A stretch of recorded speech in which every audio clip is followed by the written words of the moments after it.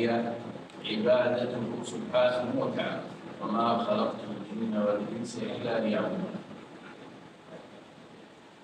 وقد بين الله لنا سبحانه وتعالى في كتابه وسنة نبيه صلى الله عليه وسلم الطرق التي تؤدي بنا إلى مرضاته سبحانه وتعالى، والطرق التي تكون سببا في سخطه حذرنا منها سبحانه وتعالى.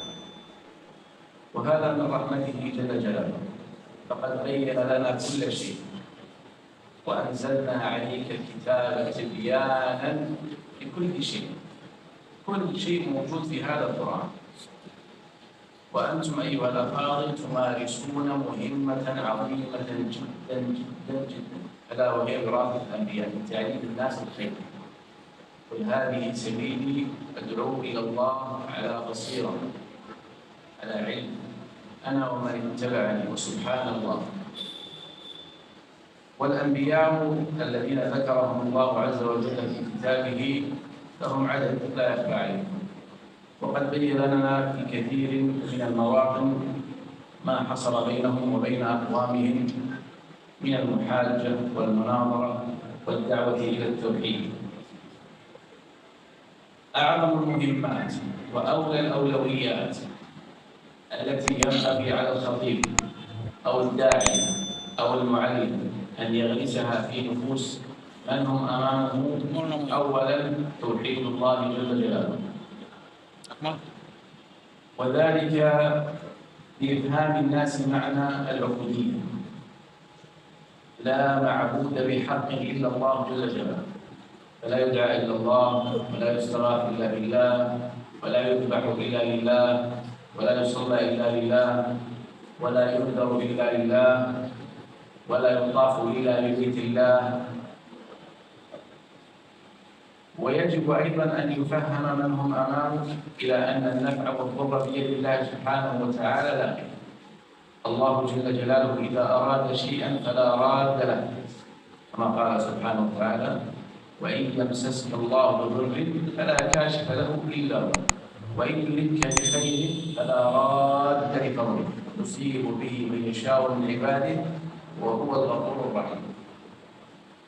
ثم إنكم أيها الأفاضل كذلك تمارسون مهمة قد وكل النبي صلى الله عليه وسلم بها بعض أصحابه، كما جاء في الحديث لما بعث النبي صلى الله عليه وسلم معاذا إلى اليمن، قال: يا معاذ إنك تأتي قوما أهل كتاب، فليكن أول ما تدعوهم إليه شهادة أن لا إله إلا الله وأن محمدا رسول الله، وإقامة فإنهم أطاعوك بذلك فأخبرهم. الحديث المشهور فإنهم أطاعوك. المقصد من هذا الحديث أن تعرف حال المدعوين، فلا تحدث الناس بأمور هم لا يعقلونها أصلا، بل يجب أن يتحدث الناس بما يهمهم في أمر دين، وألا يشغلون بما لا ينفعهم. ومن المقاصد العظيمة التي ينبغي على الداعية أن يحرص عليها هي تأليف قلوب المسلمين على بعض، وتآلف المسلمين مع بعض، واجتماع كلمة المسلمين على بعض. الله جل جلاله قد وصى بهذا: واعتصموا بحبل الله جميعا ولا تفرقوا. وبين لنا في كتابه أن التنازع والاختلاف هو سبب الفشل وسبب الوهن وسبب تسلط الأعداء. فلا تنازعوا فتفشلوا تذهب ريحكم واصبروا إن الله مع الصابرين.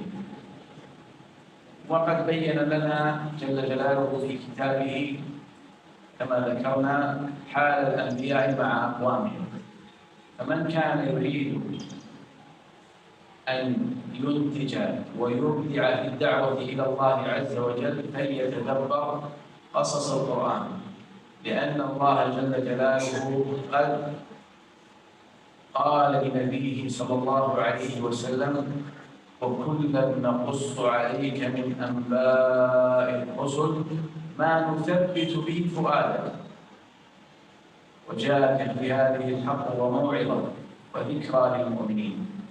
فتدبر قصص الأنبياء وتأمل حالهم مع أقوامهم يزيد من 3 مرات، وينوع عنده أساليب الدعوة، ولا يوجد أحد ابتلي مثل الأنبياء وعلى رأسهم النبي صلى الله عليه وسلم. كلهم صبروا واحتسبوا. ومما قد يتسبب للداعية بالوهم أو الضعف أو الاستعجال، ألا وهي انتظار الثمرة واستعجال النتيجة وإرادة كثرة الأتباع. هذا ليس للداعية. الداعية عليه أن يدعو إلى الله عز وجل فحسب. النتائج لمن؟ لله سبحانه وتعالى. الله جل جلاله أمرنا بالتبليغ والدعوة. النتائج والقلوب بيد الله عز وجل.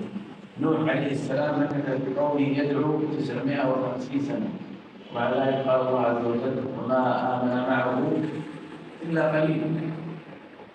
وقد قال الله عز وجل لنبيه صلى الله عليه وسلم: إن عليك إلا البلاغ، فإما نرينك بعض الذين نعدهم أو نتوفينك فإنما عليك البلاغ وعلينا الحساب. ومن أعظم أيضا ما يجب علينا أن نعلم الناس به بعد توحيد الله عز وجل الفرائض التي يعبد الله عز وجل بها، وهي أحب ما يتقرب إلى الله عز وجل، كما قال الحديث القدسي: وما تقرب إليه عبد بشيء حب إليه مما افترضته عليه. فأحب ما يطاع الله عز وجل به الفرائض: الصلاة والصيام والزكاة والحج. تعليم الناس هذا الأمر هو من أحب الطاعات إلى الله عز وجل.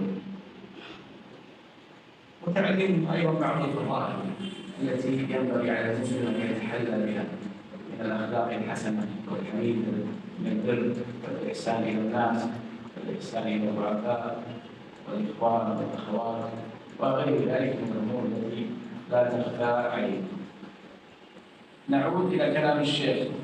نحن عندنا في مركز المنهاج عندنا مجموعة علمية يعني تزيد على 20 مجلد، قام بتأليفها نخبة من المشايخ الآخر، وهي مجموعة العلوم الأساسية والعلوم المساندة. العلوم الأساسية فيها كتب، فيها في التفسير مثل القرآن وفيها في الفقه، وفيها في الحديث، وفيها في الأصول، وفيها في العقيدة، وفيها في اللغة، وفيها في التاريخ، ومجموعة كبيرة. لعل الله أن ينزل وترسل مجموعة أو مجموعات إلى الشيخ أصغر بالإكثار إن شاء الله، وتستفيدوا منها جميعا بإذن الله عز وجل. الفكرة التي تقوم عليها فكرة القرآن والتدبر معنا هي كيف يجب علينا أن نستفيد من الآيات حتى تؤثر فينا ونعمل. مثل قال الله عز وجل: خذ العفو وأمر بالعرف وأعرض عن الجاهلين. أنت الآن لو تمشي في الطريق من يأتي إليك سفيه أو كذا يتكلم عليك أو يرضيك أو كذا، وأعرض عن الجاهلين. إذا هنا أنت استفدت من القرآن أنك تمثل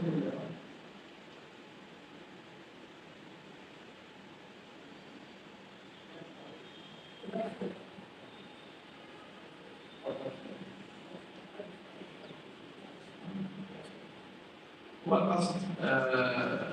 الخلاصة العلمية هي مثل ما ذكرت مع عدة علوم أساسية التي تأتيهم المسلم في حياته وتفيده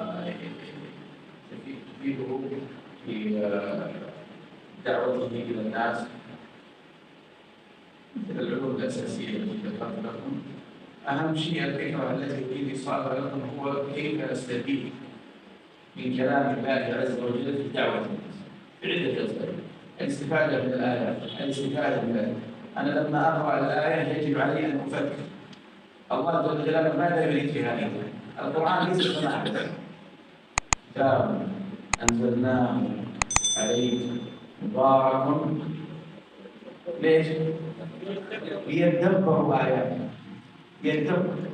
يعني القرآن بس مو بس في الإذاعة أو سماع أو تلاوة، لا، يجب العمل به والاستفادة منه. نسأل الله أن يوفقنا وإياكم بما يحب ويرضى. وأنا الحقيقة ما كنت مجهز أصلا شيء من قبل، إنما أخبرني الشيخ يعني على عجل البارحة، لكن هذا شيء بسيط، والمشايخ أفضل مني كلهم، تقبل الله منا ومنكم، وجعل عملنا وعملكم خالص بوجهه الكريم، وثبتنا وإياكم على دينه حتى نلقاه. الله أعلم، صلى الله على نبينا محمد.